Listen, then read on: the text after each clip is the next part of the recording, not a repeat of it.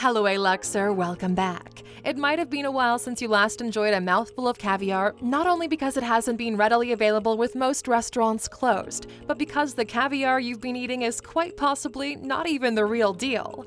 Caviar is one of the most expensive delicacies in the world, with Beluga caviar costing between $7,000 and $10,000 a kilogram, and the Special Reserve Osetra caviar fetching as much as $12,000 a kilogram. There are, of course, more affordable options available, but it's by no means a cheap commodity, and with a limited shelf life, caviar really is a bit of a splurge, but not one that we mind making sometimes.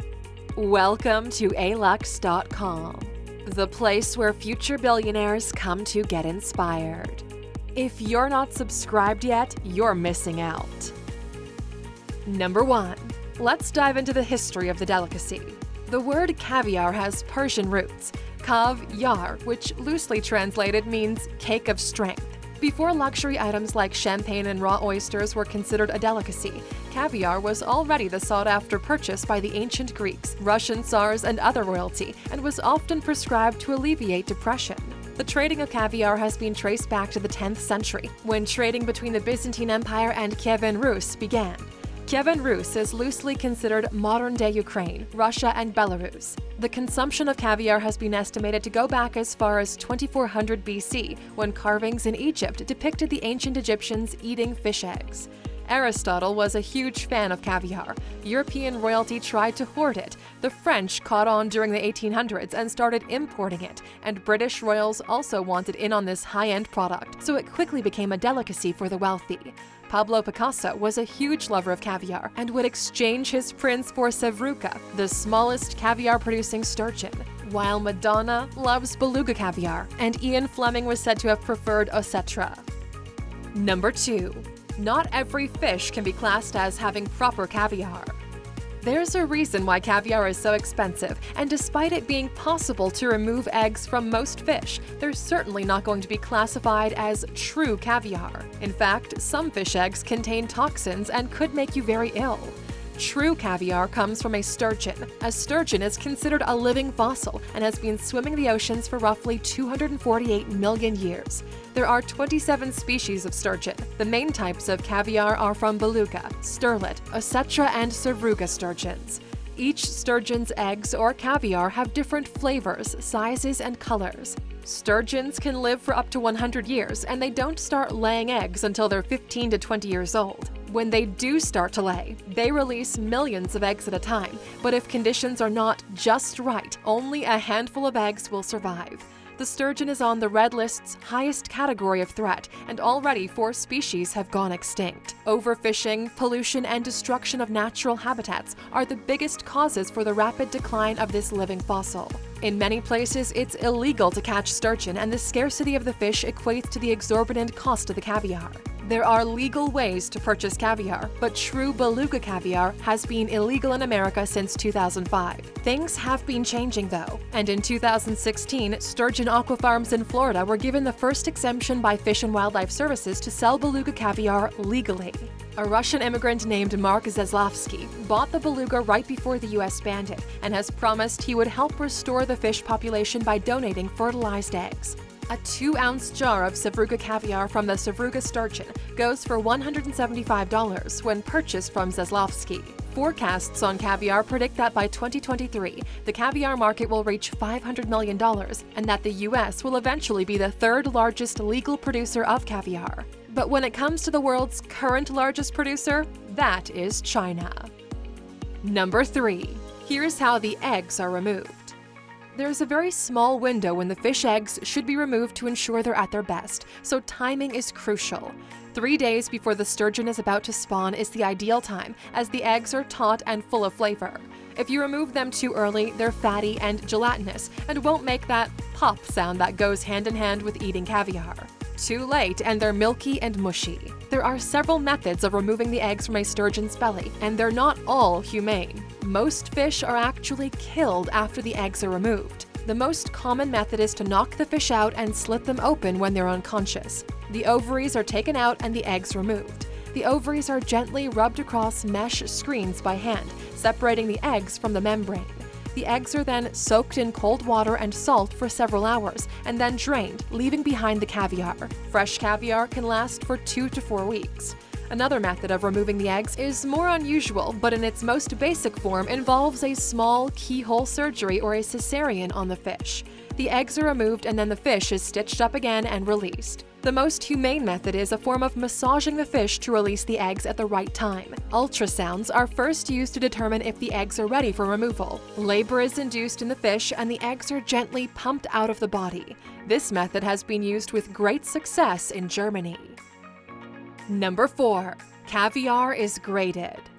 How do you tell the difference between types of caviar? Each sturgeon's eggs are graded 1 or 2. Caviar that makes the grade 1 rating are firm, large, whole eggs and have beautiful color and flavor. Grade 2 eggs are still great, but they're not as aesthetically pleasing and don't taste quite as heavenly. According to caviar experts, the lighter colors are prized over the darker ones, but that doesn't influence the taste of the caviar. Beluga caviar is widely considered as the creme de la creme of caviar, but there are other options that cost more and are even harder to come by. The rarest caviar is said to be white caviar, which comes from an albino sturgeon. Roughly only 1 in 1,000 sturgeon are albino, and the resulting caviar is a pale daffodil, creamy off-white color. Also called almas, the taste is said to be velvety and buttery, and you can buy dehydrated albino caviar mixed with gold flakes for around $51,000 a pound. It's quite possible you'll be able to enjoy some of this exquisite, exclusive caviar at one of the top 10 most expensive restaurants in the world. Enjoy our video all about those over here. Number 5. Experts are needed for the job and it's a lengthy process. Caviar is highly priced because it takes experts to ensure the harvesting is done properly and that the caviar is graded correctly. You need space to have fish farms, costly licenses, and well-educated staff. There are many nuances that only sturgeon farmers and experts will know. For example, caviar graders must have excellent hearing because when you rub the fish eggs together, there's a slight friction that can be heard. The sound of excellent caviar makes a noise similar to a cat's purr when rubbed gently together, according to those in the know. Caviar farmers must have loads of patience. Harvesting includes waiting 10 to 15 years before the sturgeon will lay its eggs. The eggs are harvested and the process involves washing, curing, inspecting, and aging, all which takes time and money.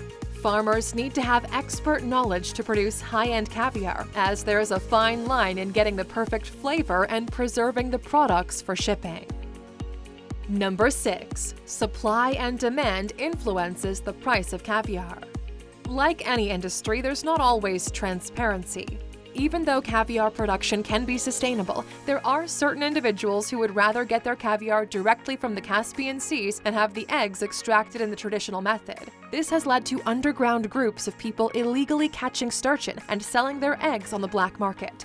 On another note, caviar consumption is increasing, and the increase has been more directly credited to the more positive image created by fish farms and aquaculture and more sustainable methods of farming sturgeon.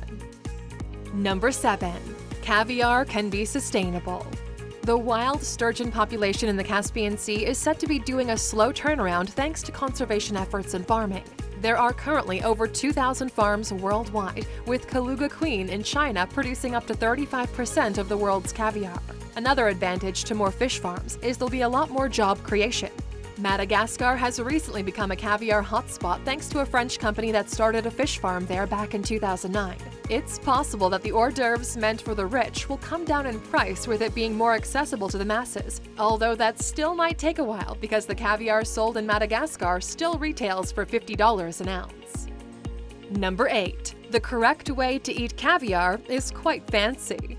Part of the appeal of caviar is how you consume it. Purists like to eat caviar alone, but there are other delicious ways to indulge in it, like on buckwheat pancakes with sour cream, or thin buttered toast with crème fraîche, or even with small potatoes like they do in Eastern Europe. Caviar is always served cold, and it's recommended to use a spoon made from crystal, bone, or mother of pearl, because a normal metal spoon is said to change the flavor. So, if you're going to do it properly, ensure you set aside a small budget for the correct cutlery to scoop up the delicate portions into your mouth. Number 9. Let's dispel some myths about eating caviar. Myth number 1. Caviar and champagne are the perfect pairing. It's actually been proven the perfect drink to accompany caviar is vodka. Vodka cleanses the palate between each mouthful, far better than champagne ever could. Myth number 2. You must chew caviar. Truth is, your teeth don't taste anything, and a lot of flavor could be lost in your gnashers. Instead, you should use your tongue to feel the texture and taste of the beads.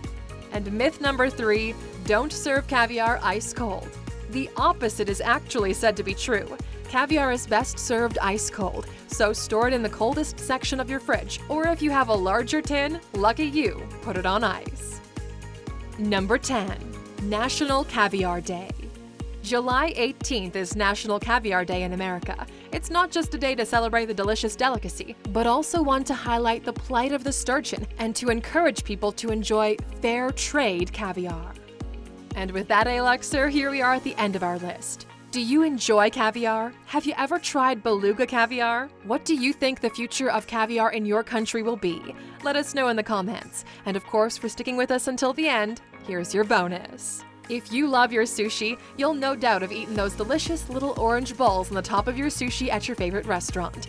Those are called masago, which are fish eggs from a capelin. A favorite way to serve it at sushi chains is mixed with mayonnaise and some spices, added on top of all your favorite sushi rolls. Thank you for spending some time with us, Aluxers. Make sure to like and subscribe so you never miss another video. We also hand-picked these videos, which we recommend you watch next. You can talk to us on all social medias or ask a question on our website, Alux.com. Thank you for being an Aluxer, and we'll see you back tomorrow.